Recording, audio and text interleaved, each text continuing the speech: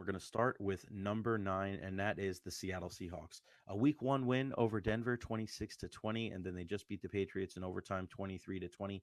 I love Mike McDonald. I think he's done a great job there. Geno Smith with DK Metcalf and the crew is a good team. And the reason why I have them at 9 isn't so much about them, but more because of the competition. They beat two of the weaker teams in the NFL, but I still really like what's going on up there in Seattle. Number 8, I'm going to go with the Pittsburgh Steelers. And for the Steelers, an 18-10 win over the Atlanta Falcons, 13-6 over the Broncos. No great shakes on offense. We know Justin Fields is in there instead of Russell Wilson. But the reason I have him over Seattle is that defense. When you have TJ Watt, Minka Fitzpatrick, and the fellas, they're going to keep you in any game. If they can take that offense to the next level and continuously get better and better, we'll see what kind of factor they're going to be in the AFC. Number 7 is probably one of my favorite teams so far this season, and that is the Los Angeles Chargers. I love what Jim Harbaugh is doing there. I think Justin Herbert seems like he's really enjoying his football, and you have two of the best tackles in football. You drafted Joe Alt. You already had Rashawn Slater from a couple years ago out of Northwestern. And if you have two anchors on your offensive line like that, just keep building. Keep building in the trenches, and eventually you're going to be one of the better teams.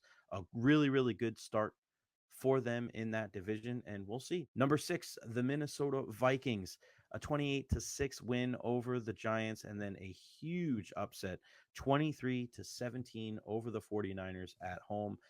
I mentioned this on Jay and Zach earlier today. I am a huge Kevin O'Connell fan.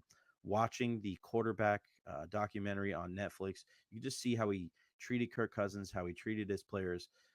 There's no mistake there. Like, there's no mistake that a guy like that is successful. JJ McCarthy goes down. Sam Darnold steps in, does a great job. Justin Jefferson, that big 97-yard touchdown. You got to tip your hat to the Minnesota Vikings. Nobody saw that coming. All right, at number 5, we got the New Orleans Saints. You want to talk about something that nobody saw coming? How about a 47-10 win over Carolina? Okay, maybe people saw that coming.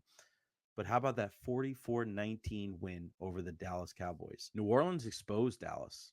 And when you look at the job done by Derek Carr, Alvin Kamara was an absolute beast with 4 touchdowns in Big D. They have Chris Olave, and then they just have a bunch of veterans on defense.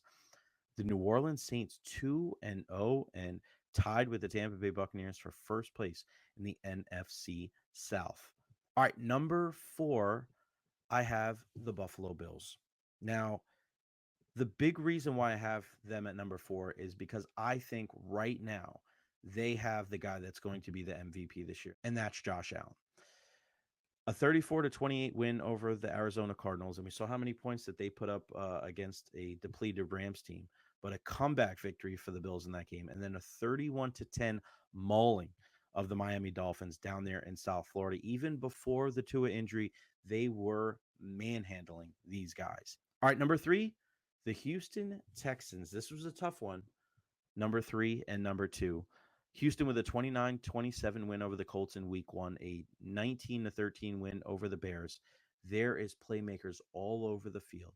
CJ Stroud with Tank Dell and Nico Collins and Stephon Diggs on offense. You got Joe Mixon, Laramie Tunsil defensively, Will Anderson, Daniil Hunter. I could just go on and on with how many good players that they have on this team. It was really close for me, 2 and 3.